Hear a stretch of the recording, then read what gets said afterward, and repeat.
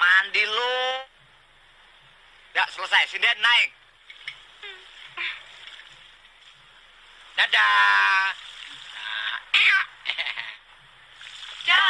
Dah. Mau jalan-jalan, Dir? Bannya mutar. Dongkraknya belum diturunkan. Hah? Beres. Tuh ya. Kan urusanmu, yo. Dongkraknya, yo. Dadah. Aduh. Betapa akrabnya hubungan antara listrik arus kuat dan arus lemah. Sekali lagi, hubungan antara arus kuat dan arus lemah.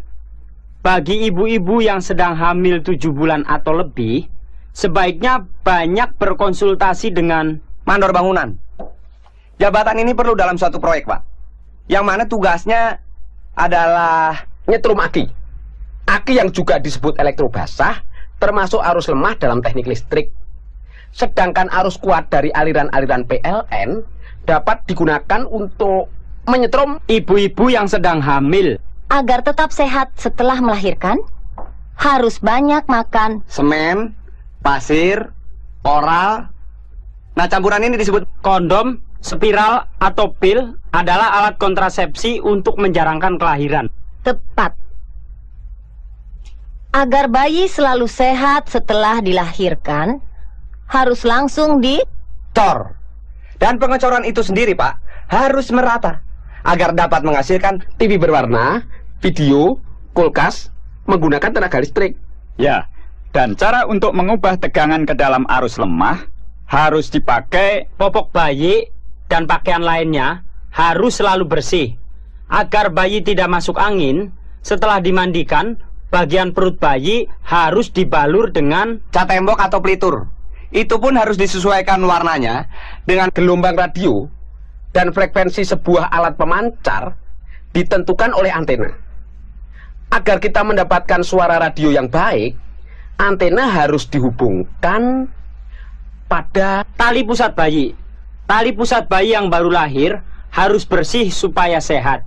Selain itu, bayi harus disetrum. Ayo kejar dia. Dan, selamat nih. Jangan tutup lo. Cepat, curang lo. Sini cepat. Hah? Cepat. Mana kuncinya? Hah? Kenapa digembok, Juli? Aksi lama bener nih. Cepat. Kuncinya, Bos. Tunggu, cepat kunci. Kunci mana? Cepat, Bos. Jadi tukang catnya pun batal. Di hari yang cerah, di suatu gedung sedang diadakan acara penyambutan dan penghormatan bos baru salah satu perusahaan. Sang bos pun sudah turun dari mobil. Yang panitia acara suruh mereka semua bersiap menyambut kedatangan sang bos baru itu. Ternyata yang muncul adalah Kadir dan Doyok, yang langsung aja dia dikalungkan bunga dan diberi hormat.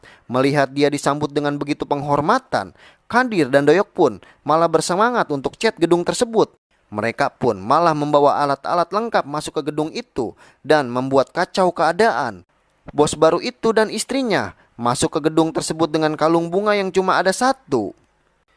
Kadir dan Doyok sok sibuk dan sok penting. Mereka pun memulai pekerjaannya di belakang panggung. Seperti tidak sedang berlangsung acara penting, mereka pun bekerja nggak bisa diganggu.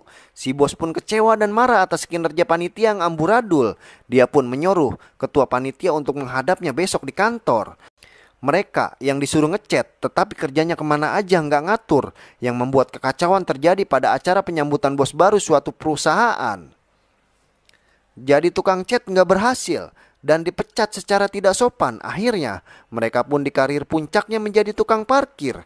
Pasien pun datang Doyok parkirin satu mobil box, dan Kadir juga parkirin mobil box yang lain, membuat dia kejepit di belakang mobil.